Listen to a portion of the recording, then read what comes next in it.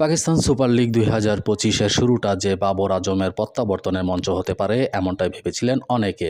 তবে প্রথম ম্যাচে বড় ধাক্কা খেলেন পাকিস্তানের সাবেক অধিনায়ক পেশোয়ার জালমির হয়ে খেলতে নেমে 0 রানে আউট হয়ে গড়েন পিএসএল-এর লজ্জাজনক এক রেকর্ড।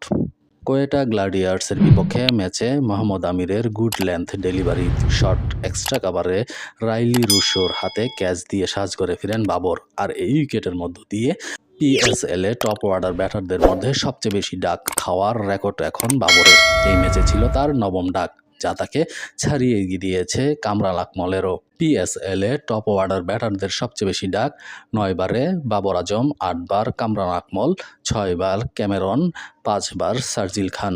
যদিও সামগ্রিকভাবে ডাক খাওয়ার দিক থেকে এখনও বাবর পিছিয়ে আছেন অলরাউন্ডার ইমাদ ওয়াসিম ও পেসার ওয়াভ রিয়াজের চেয়ে।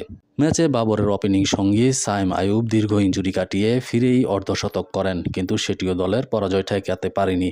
কোয়েটা গ্ল্যাডিয়ার্সের দেয়া 217 রানের বিশাল লক্ষ্য তাড়া করতে নেমে পেশোয়া জালমিল অল আউট হয় মাত্র 136 রানে। ফলে 80 রানের বিশাল ব্যবধানে পরাজয় বরণ করে। এই জয় কোয়েটার ইতিহাসেও এক অনন্য মাইলফলক। এটি তাদের পিএসএল ইতিহাসে সবচেয়ে বড় ব্যবধানের জয়। এর আগে 2020 সালে করাচি কিংসের বিপক্ষে 66 রানের জয় ছিল তাদের সর্বোচ্চ।